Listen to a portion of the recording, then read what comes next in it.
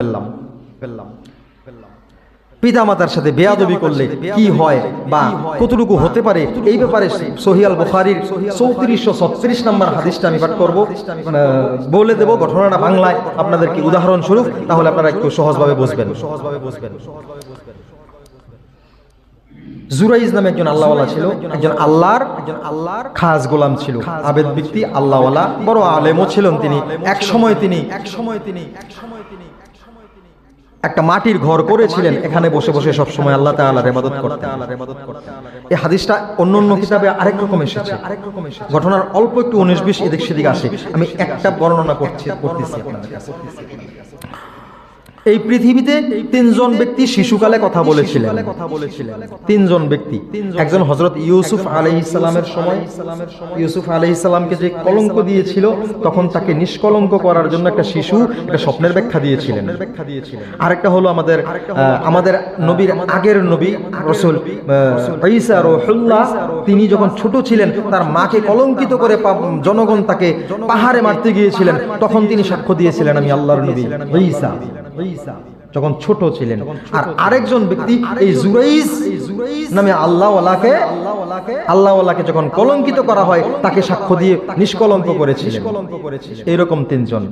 হাদিস শরীফে অবশ্য আরেকজনের কথা উল্লেখ আছে, আরেকজনের কথা উল্লেখ আছে। তো যাই হোক, আমি এখন যেটা বলতেছি মায়ের ব্যাপারে। ওই আল্লাহর গোলাম জুরাইজ একজন আল্লাহর খাস গোলাম।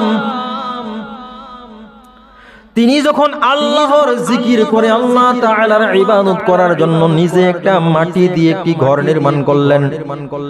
আল্লাহ তাআলার ইবাদত করার জন্য আমরা যেই রকম ভাবে খানকা করে থাকি অথবা এইরকম আলাদা একটি ইবাদতের ঘর করে থাকি, এই রকম একটি মাটি দিয়ে ঘর নির্মাণ করলেন। ওইখানে বসে বসে তিনি আল্লাহ তাআলার ইবাদত করেন, নামাজ পড়েন, সালাত আদায় করেন, আল্লাহ তাআলার জিকির করেন, আল্লাহ তাআলার গুণকীর্তন করেন ওই ঘরে বসে বসে। একদিন তার মা ওই ঘরের সামনে যাইয়া ডাক দিলেন, জুরাইজ, জুরাইজ বলে যখন ডাকলেন, জুরাইজ তখন নামাজরত অবস্থায় এক রাকাত পড়েছে, আরেক রাকাত পড়বে, এক রাকাত পড়েছে, আরেক রাকাত পড়বে, নফল ইবাদত করছেন। এই রকম অবস্থায় ওই আল্লাহর গোলাম মনে মনে চিন্তা করলেন, ও মালিক, এখন আমি কি করব? আমার মা আমাকে ডাকছে, আমি তোমার ইবাদতরত, আমি তোমার নফল ইবাদত করছি, নফল সালাত আদায় করছি। এই মুহূর্তে আমি কি আমার মায়ের ডাকে সাড়া দেব নাকি আমি তোমার ইবাদত চালিয়ে যাব? চিন্তায় পড়ে গিয়ে আবার চিন্তা করলেন, আমি নামাজটা শেষ করে আমার মায়ের ডাকে সাড়া দেব।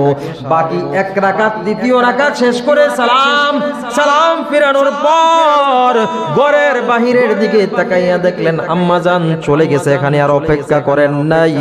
এই দিন তিনি নিশ্চিন্তে আবার আল্লাহ তাআলার ইবাদত করতে শুরু করলেন, আল্লাহ তাআলার ইবাদতে মগ্ন হয়ে গেলেন।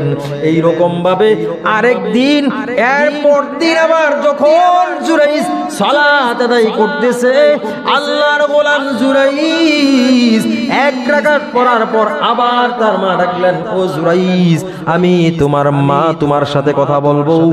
যখন জুরাইজ বলে ডাক দিলেন, তখন তিনি চিন্তায় পড়ে গেলেন, কালকেও আমার মা একবার ডেকেছিল, আমি ডাকে সাড়া দিতে পারি নাই, আজকে আবার আমার মা ডাকলেন, এমন সময় ডাকলেন আমি নামাজরত অবস্থায়।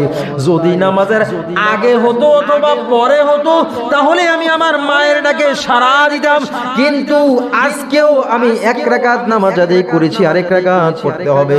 চিন্তা করলেন, মালিক, আমি আরেক রাকাত শেষ করার পর আমার মায়ের ডাকে সাড়া দেব। এই কথা বলার পর আবার এক রাকাত শেষ করে যখন সালাম ফিরাইলেন, তখন দেখলেন বাহিরের দিকে তাকাইয়া মা আবার এই জায়গা ত্যাগ করে চলে গেছেন। তৃতীয় দিন আল্লাহর গোলাম জুরাইজ আবার যখন এইরকম ইবাদতরত অবস্থায় আবার তার মা আসলেন, তিনবার যখন ডাকলেন, কোন কিতাবে একবার লিখেছে, কোন কিতাবে তিনবার লিখেছে। এইরকম কিতাবের মধ্যে একটু ভিন্নতা আছে, রিওয়ায়াতের মধ্যে। আল্লাহর গোলাম জুরাইজ যখন তৃতীয়বার মা ডাকলেন, আবার তিনি চিন্তা করলেন সালাম ফিরানোর পর মাকে যাইয়া ডাকবো। আজকে যেহেতু তৃতীয়বার হয়ে যাচ্ছে, তার মনের মধ্যে একটু কষ্ট কষ্ট ভাব, আমার মায়ের ডাকে আজ আমি 3 দিন পর্যন্ত সাড়া দিতে পারি নাই, যদি আজকে সালাম ফিরানোর পর দেখতে পাই আমার মা এই জায়গা ত্যাগ করে চলে গেছে, আমি আমার মায়ের পিছন পিছন যাইয়া মায়ের সাথে দেখা করব। এই রকম চিন্তা করে তিনি নামাজটা শেষ করলেন। আর শেষ করা পর্যন্ত তার মা